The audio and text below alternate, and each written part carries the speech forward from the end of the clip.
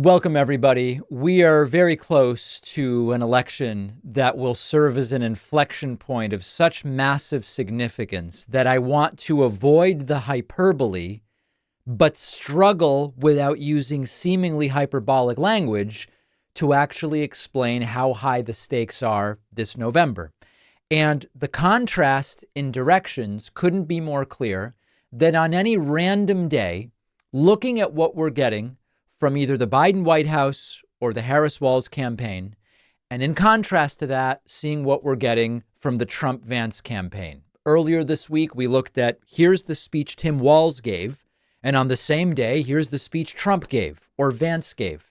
And the contrast, both superficially and on a deeper level, couldn't be more clear. We're going to do something similar today. Yesterday, Joe Biden appeared on The View. And yesterday, Donald Trump delivered another so-called economic policy speech. Put aside for a second that just because you call it a policy speech doesn't make it so if you just rant and rave and glitch. But we'll get to that in a moment. The contrast between these two men and their visions, as well as Kamala Harris's vision as a continuation of the Biden presidency, are so different not only on policy, but also on the intangibles. Here is Joe Biden on The View yesterday, humbly joking about his age and recognizing that he knows and everybody else knows he's making the right decision by saying, I did 4 years and now it's time for someone else. Take a listen to this. President, it was only 2 months ago that you decided to step aside from seeking re-election, putting your country first above any personal ambition and passing the torch to the vice. It's like having one of the Beatles at the table. And you passed the torch to Vice President Kamala Harris. What have these past 2 months felt like, and are you at peace with your decision? Well, I am at peace with my decision. Look, when I ran this last term, I said that saw myself as a transition president. Yeah. Transitioning to a new generation of leadership. Now, I know I only look 40, but I'm 180 years old. I've been around forever. And but what happened was we were having so much success in getting things done that people thought we couldn't get done. Right. I found myself having used more time than I would have ordinarily to, pass that torch. But working with Kamala, she is bright, she is tough, she's honorable. And the thing I like about her, and one thing we share in common, is that we have an optimistic view of the future here. Yeah, I mean, there's nothing we can't do. I mean, there really isn't. Anyway, but that's what happened. And so finally, I decided that it was better. And I said I meant what I said. It was the greatest honor in the world sitting behind the Resolute desk as President of the United States, but I loved it, but it sounds corny, but I love my country more. That's right. That's such an incredible... What's so remarkable about this isn't that this is necessarily that remarkable, but the contrast with Donald Trump. If you want someone who's going to tell you, I know more than everybody, I can figure everything out by myself, only I can solve these problems, no matter what's going on with me, I am obviously fit to do this and to do it for as long as I want to do it, that's Trump. The vision from Biden is, hey, you know what? I kind of got carried away. I was thinking of myself as transitional. I was doing stuff. I thought I'd keep going. And, it was shown to him, as he said, if it becomes known to me that I am not likely to win or that there's someone better suited, then I will step aside. And he did. And this isn't about what you think the top tax rate should be. This isn't about, whether school lunch should be free for kids at the point of sale or whatever, right? This is beyond that. And there's just no comparison. There's no comparison between Trump and Biden. Couple other clips from this that I want to look at.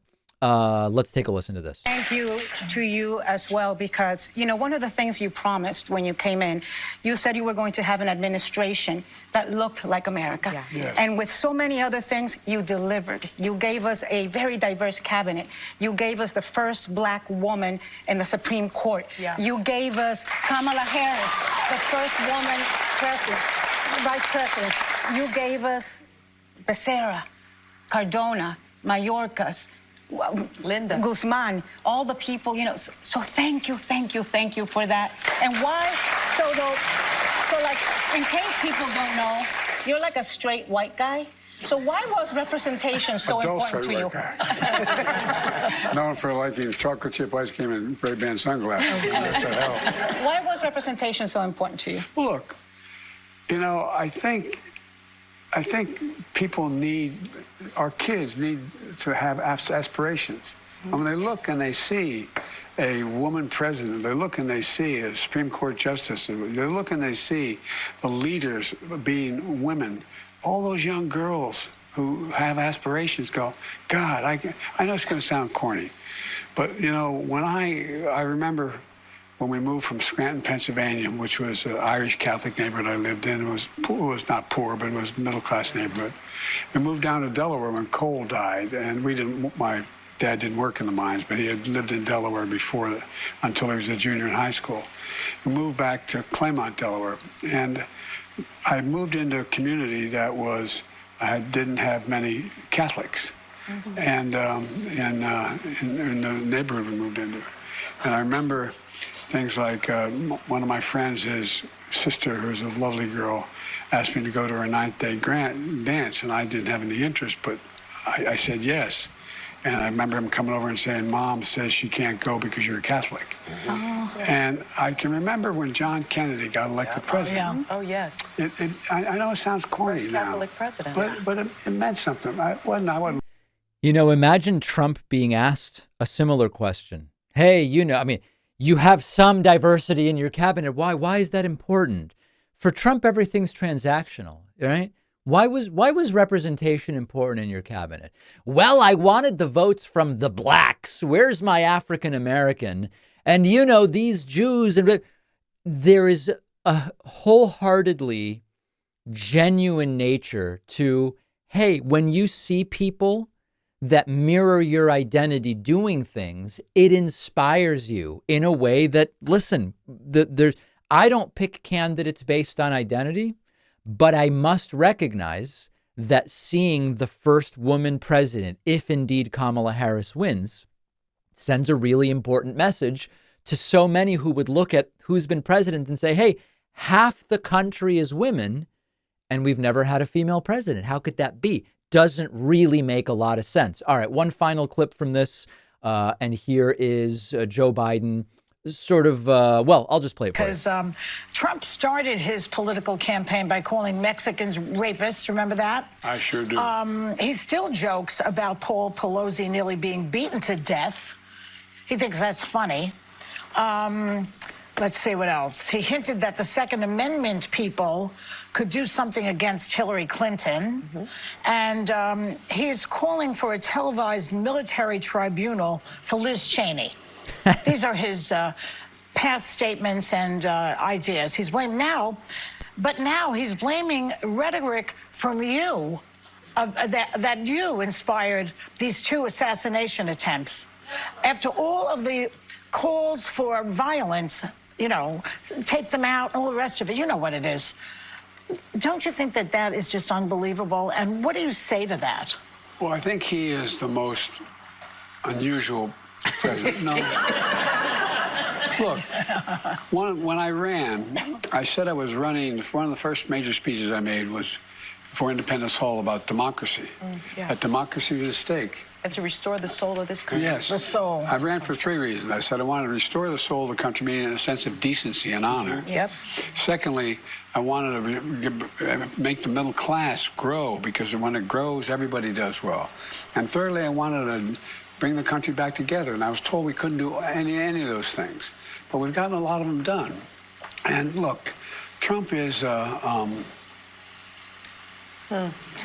Careful. there's not a lot of social redeeming value there. No, you think? Right. Listen, if someone doesn't respect democracy and you point that out and you're told you are the one causing the problem, you are the one inciting violence, something has gone very, very backwards. So as we get to these sort of final appearances of Joe Biden's presidency and his political career, I'm thinking a lot about the contrast and what that means as we think about November.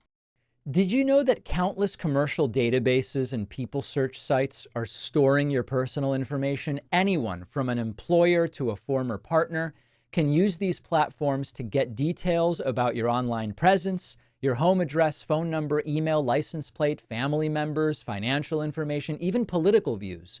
Europe has laws that offer some protection, but in the US, the data is widely accessible. Even the FBI will buy this information from companies to spy on people without a search warrant.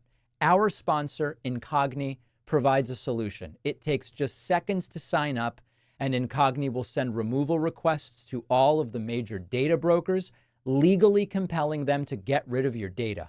Incogni keeps you informed throughout the process. You'll get real-time updates, who has complied, which ones are still pending. They'll handle follow-ups, they'll handle appeals on your behalf, and this will save you hundreds of hours. Very few people have the time or resources to do this on their own. This service can also reduce the number of spam calls and emails you get, since many solicitors and scammers get your information from these very same sources. Go to incogni.com/Pacman and use the code Pacman for 60% off. The link is below.